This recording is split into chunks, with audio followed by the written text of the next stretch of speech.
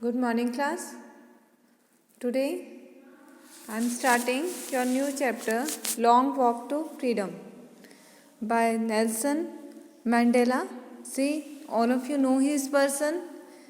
Of course, we all know, right? First, as the president of South Africa.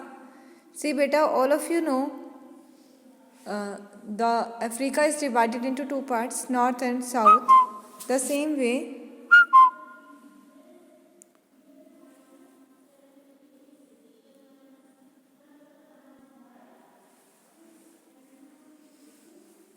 now see, South is divided into two, and you know Mandela, like see, the Britishers who have ruled over us, what they called us, you know what they call us? They call us dogs.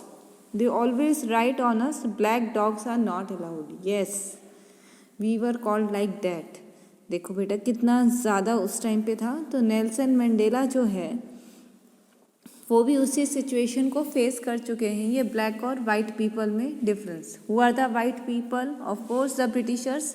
तो ये difference उन्होंने आज का नहीं है बेटा. उन्होंने just एक पॉलिसी पे वर्कआउट किया that if you want to rule, अगर किसी पे रूल करना है just divide and rule. Divide करो उनको और उन पे रूल करो. ये पॉलिसी रही है ब्रिटिशर्स की. ठीक है, divide and rule policy. Just यही पॉलिसी उन्होंने हर एक जगह अपनाई है. ठीक है, जैसे अफ्रीका में भी अपनाई है. अफ्रीका जो 3 सेंचुरीज लगातार जो ब्रिटिशर्स का रूल उन्होंने सहा है. और देखो उस टाइम पे उन्होंने अफ्रीका में भी वही था, ब्लैक और वाइट पीपल के बीच में डिफरेंस. तो उस टाइम पे बेटा बहुत सारी चीज़ें थी. जैसे हमने एज अ स्लेव बन के रहे हैं ना ब्रिटिशर्स के. स्लेव और सर्वेंट में बहुत डिफरेंस होता है बेटा. सर्वेंट्स के लिए आपको फिर भी एक फीलिंग होती है, लेकिन स्लेव आप उन्हें ऐसे लेते हो जैसे आपका एक एनिमल है, और एनिमल के लिए हमारी कोई फीलिंग नहीं होती बेटा. This is the difference. वैसे ही अफ्रीका में था, उधर भी बेटा अगर आप और अमेरिका में देखोगे तो आज भी है, करंट स्टेट में भी है कि ब्लैक और वाइट पीपल में बहुत डिफरेंस है. जो ब्लैक पीपल होते हैं उन्हें डिस्क्रेज किया जाता है. इतना डिस्क्रेज था उस टाइम पे कि जब ये नेल्सन मंडेला थे, जब ये चाइल्डहुड में थे. अगर आपको इनका एक इंस्टेंस बताती हूँ कि पहले क्या होता था कि बच्चे जैसे वीमेंस तो हमारी करंट में वर्किंग करने लगी है, लेकिन फॉरेन में अगर देखो तो वीमेंस बहुत पहले से वर्कआउट करती थी. तो उनका बस का क्या रूल था कि बेटा कि जब तक ब्लैक पीपल जब तक नहीं बैठ सकते जब तक वाइट पीपल खड़े हैं. दैट मीन्स अगर कोई बस में अगर सीट है वेकेंट हुई है तो वो सबसे पहले वाइट पीपल को दी जाएगी, उसके बाद में ब्लैक पीपल को. ठीक है, चाहे इट डजेंट मैटर कि वो वाइट पीपल कहाँ से खड़े हैं और वो कितनी देर से खड़े हैं. इसमें ऐसा कोई रूल नहीं था कि सबसे पहले जो है प्रेफरेंस जो है वो वाइट पीपल को दी जाएगी, बाद में ब्लैक पीपल को. तो एक बार बस में ऐसे ही था कि एक लेडी बहुत ज़्यादा टायर्ड थी. देखो एक हाउस होल्ड का वर्क करना, फिर ऑफिस में जाना, स्टैंडिंग में बस में वही, फिर ऑफिस में जाना, वहाँ पे वर्कआउट करना, और फिर वहाँ से वापस आना और फिर घर पे वर्कआउट करना. तो एक लेडी बहुत ज़्यादा टायर्ड थी और वो ब्लैक लेडी थी. डैट मीन्स जैसे हमारे यहाँ पे है ना बेटा शेड्यूल कास्ट शेड्यूल ट्राइब का, वैसे ही वहाँ पे ब्लैक और वाइट पीपल का है. तो वो ब्लैक लेडी थी, तो इसीलिए अब उसको सीट नहीं दे सकते थे. चाहे जब तक वाइट पीपल खड़े हैं जब तक उसको कैसे सीट मिलेगी. तो she was so much tired that she even did not see कि वाइट पीपल वॉज स्टैंडिंग. उसको सीट मिली और वो बैठ गई. तो उस टाइम पे बहुत, आपको पता है वहाँ पे उस टाइम पे ये था कि अरेस्ट भी हो जाते थे. यस, पीपल जो है कि अगर बैठ गए, ब्लैक पीपल अगर बैठ गए तो उन्हें अरेस्ट कर लिया जाता था कि भाई white people are standing, how you are sitting. मतलब ये एक बड़ा एक क्राइम माना जाता था. तो ये सिचुएशन भी हुई थी जिसके ऊपर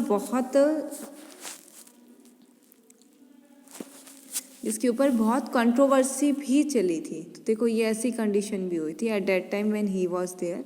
तो ये जब नेल्सन मंडेला ने ये बाय बर्थ से जब उन्होंने ये सारी कंडीशंस देखी, ये डिफरेंस और ये सब, तो एक फेटअप वाली फीलिंग उनमें आ चुकी थी. तो उनका सबसे बड़ा फर्स्ट मोटिव ये था कि भैया मैं अनटचेबल के अगेंस्ट ज़रूर खड़ा हूँगा.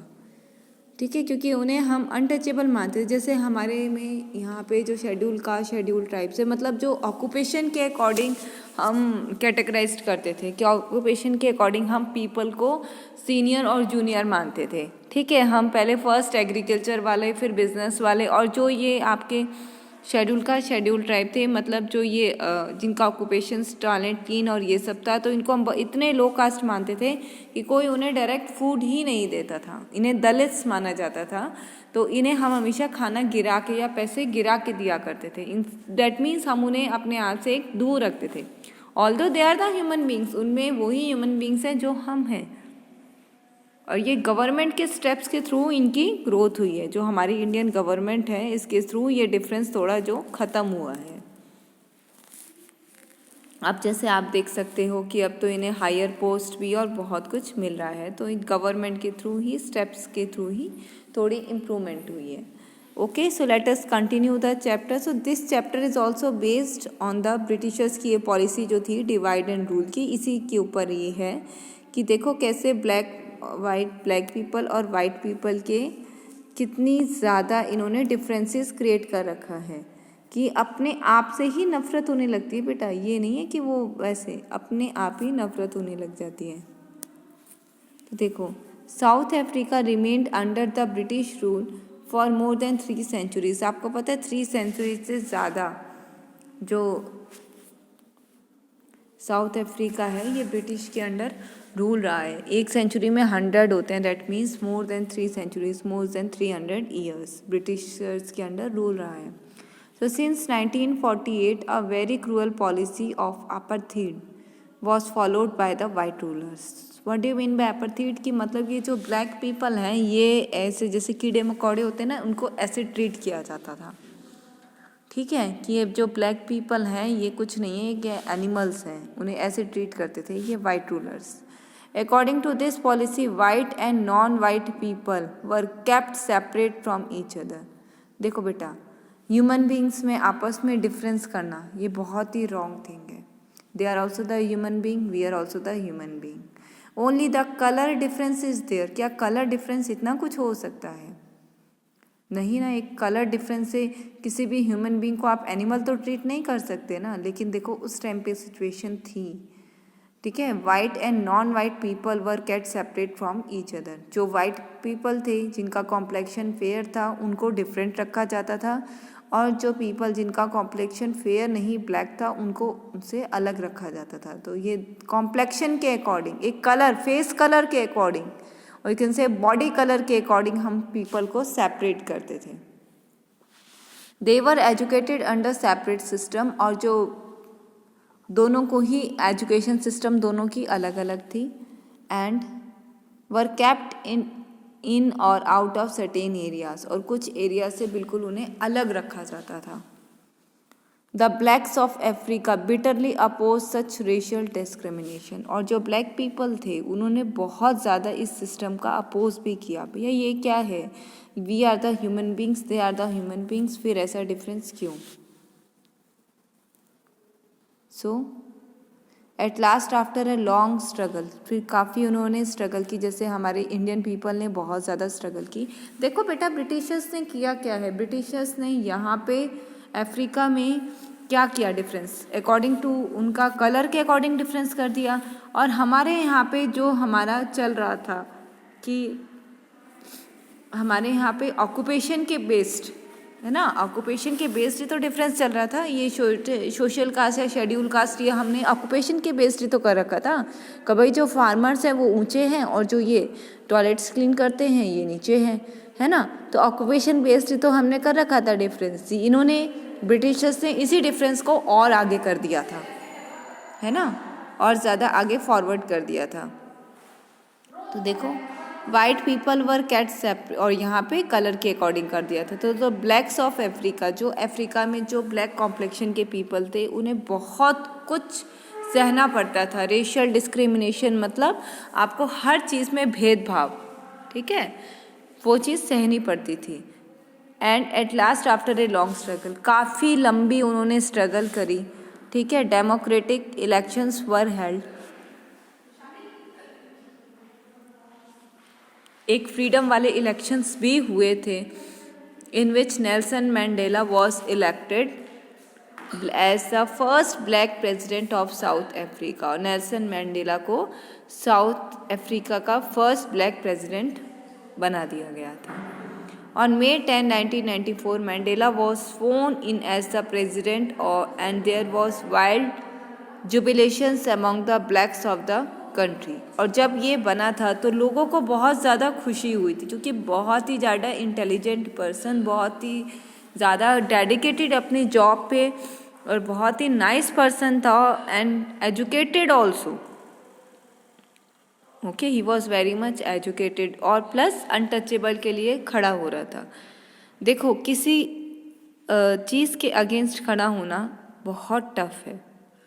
ठीक है. In this lesson Mandela recalls briefly how this day was celebrated and what his feelings were at the time of दो सेलिब्रेशन. सो इस चैप्टर में आप ये पढ़ो कि नेल्सन मंडेला की जो फीलिंग्स हैं कि उसने कैसे ये डे सेलिब्रेट किया था. क्योंकि जब एक black people as a president खड़ा हुआ है तो आप सोच सकते हो कि कितनी उन लोगों ने लॉन्ग स्ट्रगल की होगी और उस पोस्ट तक पहुंचना बहुत टफ होता है बेटा, हायर पोस्ट पे. तो वो कितना बड़ा खुशी का दिन होगा उनका. The whole history of the South African struggle and also the history of his own life came alive before his imagination. जो होल हिस्ट्री, जो साउथ अफ्रीका की जो ये स्ट्रगल वाली हिस्ट्री है, ये जो ब्लैक और वाइट पीपल के अगेंस्ट वाली बेटा, ये वाली हिस्ट्री है. और हिस्ट्री उसकी खुद की ज़िंदगी, नेल्सन मंडेला की खुद की ज़िंदगी, उसके आगे एक इमेजिनेशन, एक सपनों जैसी एक आगे निखर के आई. जैसे एक ड्रीम वर्ल्ड चल रहा है ना, बिल्कुल वैसे ही. He pays a tribute to thousands of South African patriots who suffered endlessly and sacrificed their lives. तो वो he pays a tribute, तो वो उनको एक ट्रिब्यूट मतलब कह सकते हो, एक तरीके से उनको बहुत ज़्यादा एडमायर करता है, इज्जत करता है उन लोगों की जो बहुत कितने सारे थाउजेंड्स अफ्रीकन जो उस देश के लिए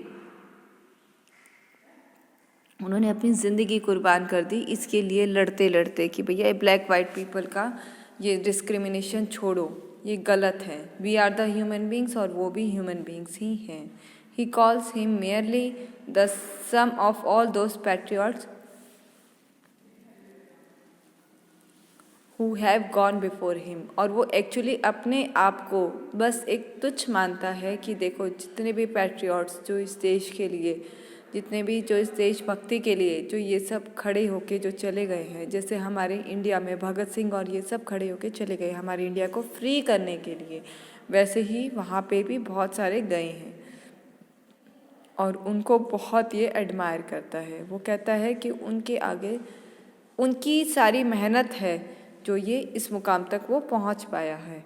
इन स्पाइट ऑफ ऑल दो sacrifices Mandela bears no ill will against the whites. हालांकि नेल्सन मंडेला ने बहुत कुछ सहा है, लेकिन उसने प्रेसिडेंट बनने के बाद में उसने वाइट पीपल के साथ कोई बुरा नहीं किया बेटा, बिल्कुल भी नहीं किया. He says that the oppressor is much as a prisoner as the oppressed. ये कहता है कि जो उसको अपोज करता है वो भी तो एक प्रिजनर ही है ना, जो एज द ऑपरेस्ड वो भी है एक prisoner he.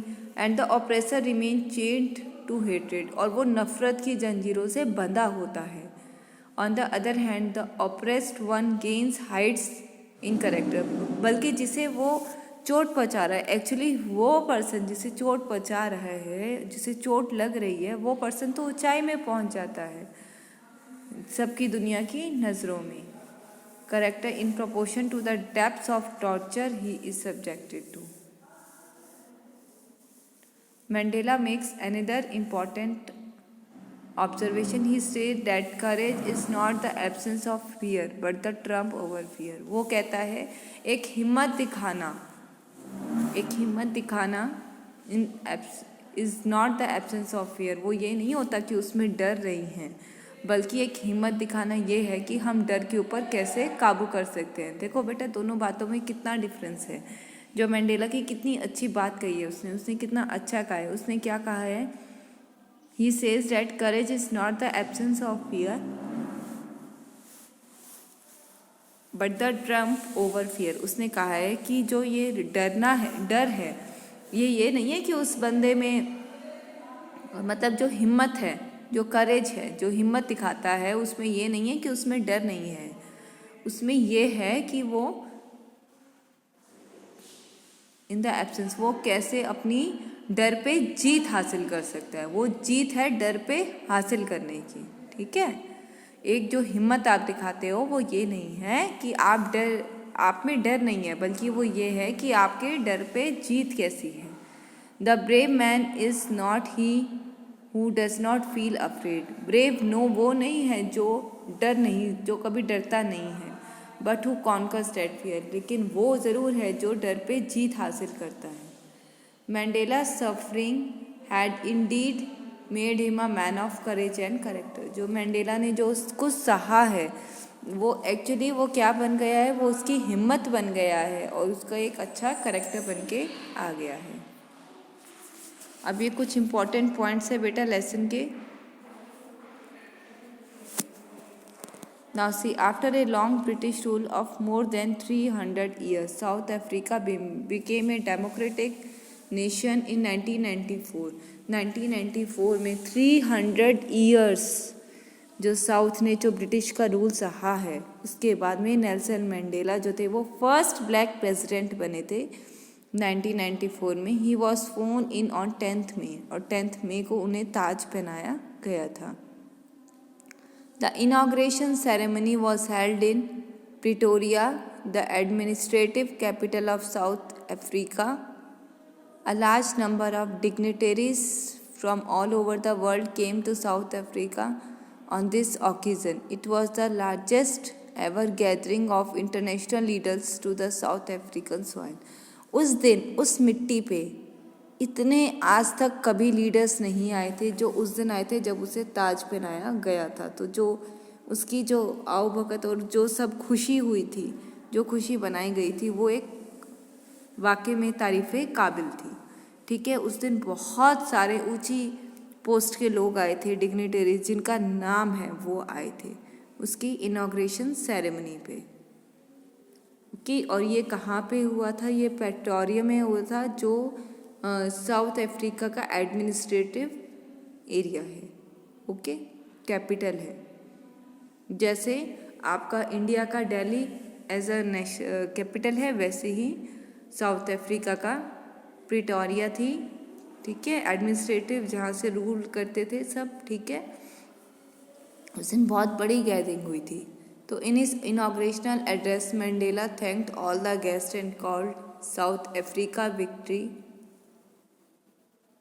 As a common victory for justice, for peace and for human dignity. देखो, जिस दिन उसकी जीत हुई थी उस दिन उसने कितनी बड़ी बात की थी। उसने कहा था कि ये एक कॉमन विक्ट्री है, जस्टिस और for peace, for human dignity.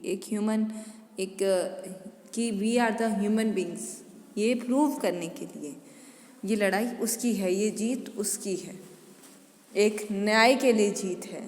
On behalf of his nation pledges that they will liberate all their people from poverty, hunger, suffering and any kind of discrimination। तो उसने कहा था on behalf of this nation, कि इस nation के लिए मैं इन सब लोगों को दूर करूँगा। किन चीज़ों से दूर करूँगा? एक तो पॉवर्टी, गरीबी से, और हंगर, भूखमरी से, और जो उन्होंने कुछ सहा है उससे, या एनी काइंड ऑफ डिस्क्रिमिनेशन, जो ये भेदभाव होता है, किसी भी चीज़ से भेदभाव अगर है तो इन सब को दूर करूँगा।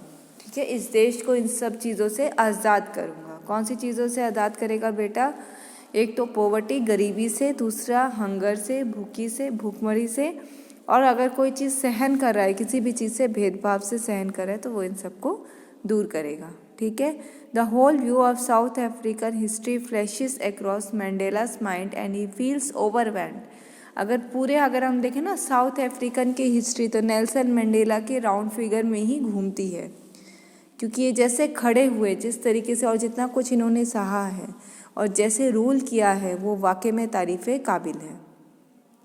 सो ही फील्स ओवरवेल्म्ड, इससे लोगों ने वहाँ पे बहुत उनसे खुश भी हुए हैं।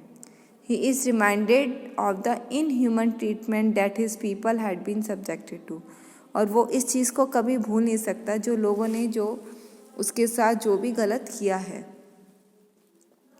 He is reminded of all those South African patriots who sacrificed their lives for the cause of freedom. वो कभी नहीं भूल सकता कि कितने लोगों ने उस देश के लिए जान दे दी थी, उस देश को उस रूल से आज़ाद करने के लिए जो रूल ब्रिटिशर्स ने चलाया था, डिस्क्रिमिनेशन वाला। Mandela feels pain to think that all those people are not able to see what change their sacrifices have brought about. वो उसको एक चीज़ का बहुत ज़्यादा दुख है कि जो लोग खड़े हुए थे, जिन लोगों ने अपनी ज़िंदगी दे दी, सब कुछ दे दिया इस देश के लिए, वो लोग काश देख सकते कि देखो आज क्या है। आज टोटली डिफरेंट सिचुएशन है। आज एक black people as a president खड़ा है। Mandela hints at the deep and lasting wound that the policy of apartheid has given to his country and his people. और मैंडेला कहता है ये आखिरी दिन है किस चीज़ का, उस apartheid वाली पॉलिसी का जहाँ पे ब्लैक और वाइट पीपल को अलग किया जाता है।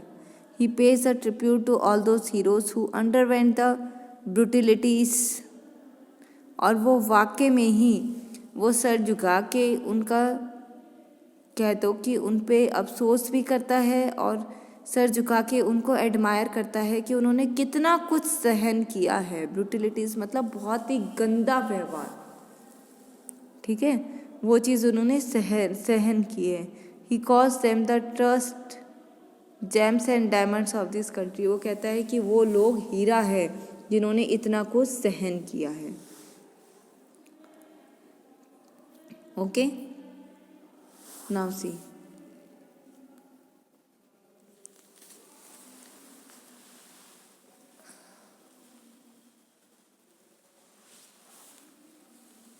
देखो बेटा, मंडेला कहता है that it is from these people that he has learned meaning of the courage. ये वो लोग हैं जिनसे उसे हिम्मत मिली है कि वो खड़ा होए और इस देश के लिए खड़ा होए, इस देश को इस चीज़ से आज़ाद कराए। He has learn that courage is not the absence of fear. उसने ये सीखा है कि एक हिम्मत, इसका मतलब ये नहीं है कि उसमें डर नहीं है, बल्कि उसमें ये है कि डर के ऊपर हम जीत कैसे हासिल करते हैं।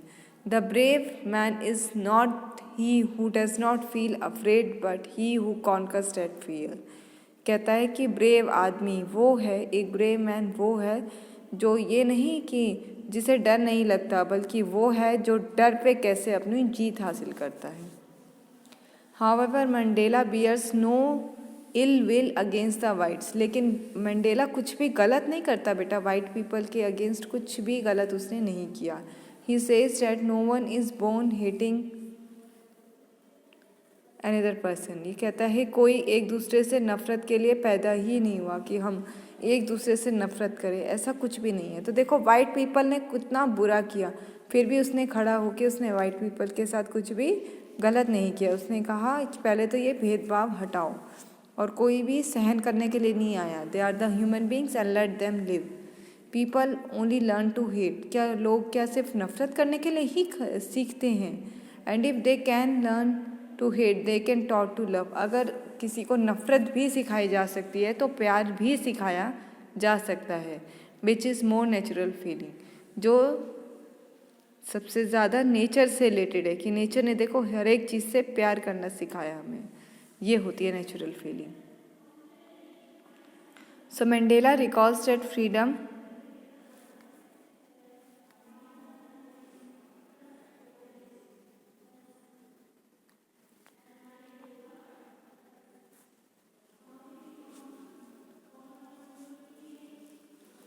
So, as a student, it meant that Mandela recalls the freedom has meant to him as a different stages of his life. Mandela ये मानता है जो ये आज़ादी उन्हें मिली है, ये एक तरीके से डिफरेंट स्टेजेस उनकी ज़िंदगी का एक अलग अलग पहलू है।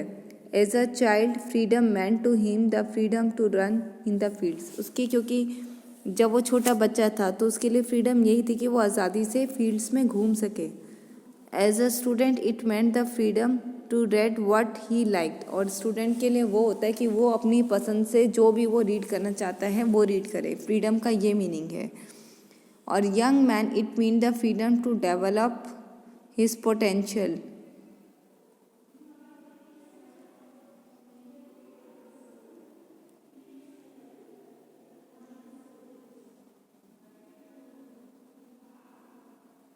और फ्रीडम वो है, see his as a young man it means the freedom to his potential, the freedom to earn his living and the freedom to marry, have a family, but then he rest at all these are transitory freedoms. देखो जब उसने इन सब दौर से वो गुजरता चला गया, जब वो छोटा बच्चा था तो आज़ादी से घूमना, फिर आज़ादी से पढ़ना जो वो पढ़ना चाहता है, फिर उसके बाद फ्री हो के जो काम करना चाहता है वो काम करना, ये शादी जिससे करना चाहता है। तो ये सब बातें जो हैं ये तो ट्रांजिटरी फ्रीडम है, ये तो सिर्फ एक बनावटी वाली है। असली फ्रीडम क्या होती है? असली फ्रीडम तो वो आती है जो ह्यूमन बींग्स आपस में जो ये डिफरेंस है जब ये ख़त्म हो जाता है, ये है असली freedom.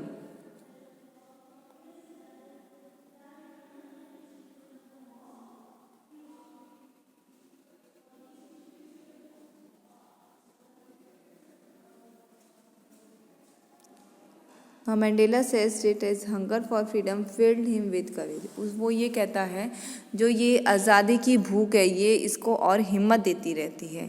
It change him from a frightened young man into a bold one. ये एक डरे हुए आदमी से उसे क्या बना दिया? एक बोल्ड वन जो खड़ा हो सकता है।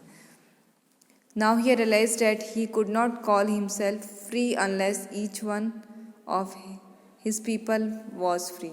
वो कहता है वो जब तक अपने आप को फ्री नहीं कहला सकता जब तक हर एक जो पीपल है उसकी कंट्री का आज़ाद नहीं हो जाए। तो देखो कितनी अच्छी सोच है। Now mandala does not find any differences between the oppressor and the oppressed. First of all mandala की कितनी अच्छी थॉट है कि वो बिल्कुल भी डिफरेंस नहीं मानता कि जो उसे दबा रहा है या जिससे जो दबा रहा है या जो दब रहा है, दोनों में कोई डिफरेंस नहीं है। He says the oppressor needs to be liberated. जो दबा रहा है उसे भी फ्रीडम चाहिए और जो दब रहा है उसे भी फ्रीडम चाहिए। दोनों को एक दूसरे की ज़िंदगी एक दूसरे को जीने के तरीके के लिए डिफरेंस चाहिए। तो इन दोनों को अलग मतलब जेल में नहीं डालना चाहिए बल्कि इन दोनों के दिल से नफ़रत हटा के प्यार करना सिखाना चाहिए। Okay, so till here we have studied. I hope the important points are clear to you. So tomorrow we will discuss its question answer and hopefully see next text also. Okay.